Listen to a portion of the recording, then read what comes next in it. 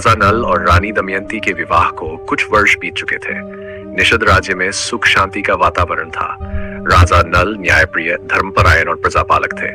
दमयंती के प्रेम और सहयोग से उनका जीवन आनंदमय था। दोनों के दो प्यारे बच्चे भी हुए, जिनसे महल में खुशियों की बयार बह रही थी।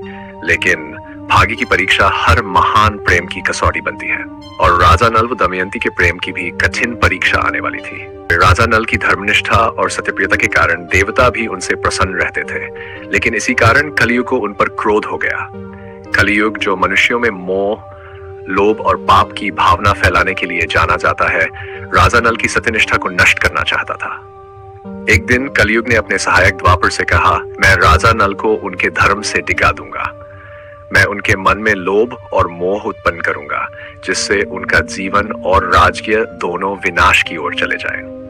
द्वापर ने पूछा, लेकिन राजा नल तो धर्म के मार्ग पर अडिग हैं, उन्हें कैसे हराओगे? कलियुग हंसते हुए बोला, राजा नल गुए का अत्यधिक प्रेम है, मैं इसी दुर्बलता का लाभ उठाकर उन्हें पराजित करूंगा। कुछ समय बाद राजा नल के छोटे भाई पुष्कर ने उन्हें जुए में खेलने की चुनौती दी। पुष्कर के मन में राजा नल के प्रति ईर्ष्या थी। कलियुग ने उनके मन में लोभ और अहंकार को और अधिक भड़का दिया। राजा नल ने पहले तो इस चुनौती को अस्वीकार करना चाहा, लेकिन कलियुग के प्रभाव से उनके मन में जुए के प्रति आकर्षण जाग उठा। दमयंती ने राजा नल को समझाया, स्वामी, जुआ विनाश का मार्ग है, इससे केवल दुख और पीड़ा मिलती है, कृपया इसे स्वीकार न करें। लेकिन कलियुग के प्रभाव में आकर राजा नल ने अपनी प्रज्ञा खो दी। उन्होंने दमयंती की बात नहीं मानी और जुआ खेलने के लिए तैयार हो गए। राजा नल और पुष्कर के बीच जुए का खेल प्रारंभ हुआ।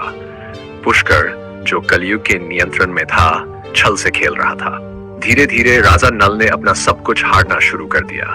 पहले धन, फिर आभूषण, फिर घोड़े और अंत में अपना राज्य, सब कुछ हारते चले गए।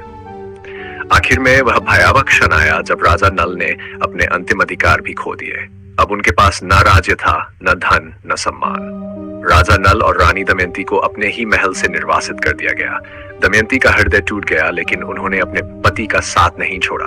उन्होंने कहा, स्वामी, सुख में ही नहीं, दुख में मैं आपके साथ हूँ। चाहे परिस्थिति कैसी भी हो, मैं आपका साथ कभी नहीं छोड़ूंगी। राजा नल और दमयंती ने अपने राजसी वस्त्र त्याग दिए और साधारण वेश में जंगल की ओर चल दिए। घना जंगल जहां न भोजन था, न आश्रय, लेकिन दमयंती अपने पति के साथ दृढ़ता से खड़ी रही। एक दिन राजा नल ने देखा कि दमयंती भूख प्यास से पीड़ित है। उनके हृदय में आत्मग्लानि बढ़ती गई। वे सोचने लगे, मेरा दुर्भाग्य ही मेरी प्रिय पत्नी को इस कष्ट में डाल रहा है। यदि मैं उसे छोड़ दूं तो शायद उसका जीवन आसान हो जाए। आधी रात को जब दमयंती गहरी नींद में थी, राजा नल ने उनका हाथ थामकर अंतिम बार देखा। आंखों में आंसू थे। उन्होंने उनके वस्त्र संवारे और मन ही मन कहा, हे प्रिय, मेरे बिना तुम्हें कोई कष्ट न हो। मैं चला जाता हूँ, लेकिन मेरा हृदय हमेशा तुम्हारे साथ रहेगा। इसके बाद राजा नल ने दमयंती को अकेला छोड़ दिया और वन में चले गए। जब दमयंती ने सुबह आंखें खोली तो राजा नल को न पाकर वे व्याकुल हो गई। उनका हृदय टूट गया। अकेली, भयभीत और पीड़ा से भरी हुई वे अपने पति को खोजने निकल पड़ी। उन्होंने वन में अनेक कठिनाइयां झेली, कांटों से घायल हुई, भूख और प्यास से तड़पीं, लेकिन उन्होंने हार नहीं मानी। दमयंती अपने प्रिय पति राजा नल को छोड़ने के बाद अत्यंत व्याकुल थीं। जंगल में अकेली, भूख प्यास से पीड़ित होकर भी उन्होंने हिम्मत नहीं हारी। उनका मन दृढ़ था, मैं अपने स्वामी को खोजे बिना चैन से नहीं बैठूंगी। चलते चलते उन्होंने एक समूह तपस्वियों का आश्रम देखा। उनके तेजस्वी स्वरूप और शांत वातावरण ने दमयंती को कुछ आश्वासन दिया। वे उनके पास गई और विनम्रता पूर्वक पूछा, महात्माओं, क्या आपने कहीं एक धर्मपरायण पुरुष को देखा है जो दुख में पड़ा हो? उनके तेजस्वी मुख पर शोक की छाया हो सकती है। वे मेरे स्वामी राजा नल हैं।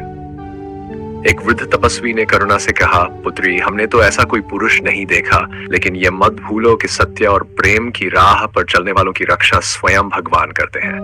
निराश न हो, तुम्हें अवश्य अपने पति मिलेंगे। दमयंती ने उन्हें प्रणाम किया और अपनी यात्रा जारी रखी। उधर राजा नल ने दमयंती को छोड़ने के बाद अपने भाग्य को कोसते हुए वन में भटकना शुरू किया। कलियुग के प्रभाव के कारण उनका मन अशांत था। वे भूख प्यास से दुर्बल हो गए। एक दिन राजा नल को जंगल में एक नागराज मिला। वह नागराज अग्नि में फंसा हुआ था। राजा नल ने अपनी दयालुता से उसे बचाया। नागराज ने प्रसन्न होकर कहा, हे राजन, तुमने मेरी रक्षा की है, मैं तुम्हें एक वरदान दूंगा। राजा नल ने दुखी मन से कहा, मुझे ऐसा वरदान दो कि मैं अपने दुर्भाग्य को हराकर अपनी पत्नी से फिर मिल सकूं। नागराज ने राजा नल को एक दिव्य वस्त्र दिया और कहा, जब समय उचित होगा, इस वस्त्र को पहनने से तुम्हारा दुर्भाग्य समाप्त हो जाएगा और तुम्हारा वास्तविक स्वरूप लौट आएगा। दमयंती की खोज आखिरकार विदर्भ राज्य में पहुंची। उन्होंने अपने पिता राजा भीम के पास जाकर सारी कहानी सुनाई। राजा भीम को यह सुनकर अत्यंत दुख हुआ, लेकिन उन्होंने अपनी पुत्री को सांत्वना दी। दमयंती ने एक योजना बनाई। उन्होंने अपने पिता से अनुरोध किया कि सभी राजाओं और विद्वानों को एक सभा में आमंत्रित किया जाए। जब यह घोषणा चारों ओर फैल गई तो दूर दूर से राजा और पंडित वहां उपस्थित हुए। इसी सभा में एक दिन राजा नल भी एक सारथी के रूप में आए, लेकिन कलयुग के प्रभाव के कारण वे अपने वास्तविक स्वरूप को छुपाए हुए थे। दमयंती ने बड़ी चतुराई से राजा नल को पहचानने के लिए एक उपाय निकाला। उन्होंने सभा में घोषणा की, जो व्यक्ति आधा कौर खाकर छोड़ देगा और जिसे कोई भी गंधक प्याज या लहसुन नहीं लगेगा, वही मेरे स्वामी होंगे। जब सभी ने भोजन किया तो केवल एक व्यक्ति, जो सारथी के वेश में था, ने आधा कौर खाकर छोड़ दिया। दमयंती ने उसे पहचान लिया। दमयंती ने राजा नल को एकांत में बुलाकर कहा, हे स्वामी, आप चाहे किसी भी रूप में हो, लेकिन मैं अपने हृदय से आपको पहचानती हूँ। राजा नल ने अपनी आंखों में आंसू भरकर कहा, हे प्रिय, मैं तुम्हें छोड़कर कभी नहीं जाना चाहता था, लेकिन भाग्य ने मुझे विवश कर दिया। इसके बाद राजा नल ने नागराज द्वारा दिए गए दिव्य वस्त्र को धारण किया। उसी क्षण उनका वास्तविक स्वरूप लौट आया। वे पुनः अपने तेजस्वी राजसी रूप में आ गए। कलयुग, जो इतने वर्षों से राजा नल को कष्ट दे रहा था, पराजित होकर वहां से भाग गया। दमयंती के प्रेम और नल की धर्मनिष्ठा मिलकर उनके दुर्भाग्य को समाप्त कर दिया। राजा नल ने अपनी सेना संगठित की और पुष्कर को जुए में दोबारा चुनौती दी। इस बार राजा नल ने न केवल अपनी बुद्धि से खेला, बल्कि देवताओं के आशीर्वाद से भी परिपूर्ण थे। उन्होंने पुष्कर को पराजित किया और अपना राज्य पुनः प्राप्त कर लिया। पुष्कर ने हार मानकर क्षमा मांगी। राजा नल ने अपनी उदारता से उसे क्षमा कर दिया और कहा, जो व्यक्ति अपने अहंकार को छोड़कर पश्चाताप करता है, उसे दंड देना अनुचित है। राजा नल और रानी दमयंती अपने बच्चों के साथ सुखपूर्वक राज्य करने लगे। उनके प्रेम, धैर्य और धर्म की ये कहानी युगों युगों तक लोगों के लिए प्रेरणा बनी। उन्होंने अपने राज्य में न्याय, धर्म और प्रेम की शिक्षा दी। उनका जीवन इस सत्य का प्रमाण बन गया कि सच्चा प्रेम हर कठिनाई को पार कर लेता है और धर्म की राह पर चलने वाला व्यक्ति कभी पराजित नहीं होता। ये कथा केवल राजा नल और दमयंती की नहीं है।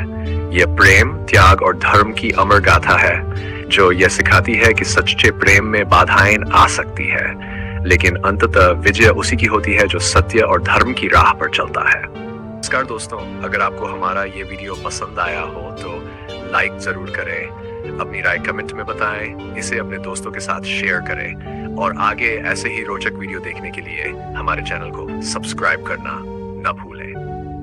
धन्यवाद।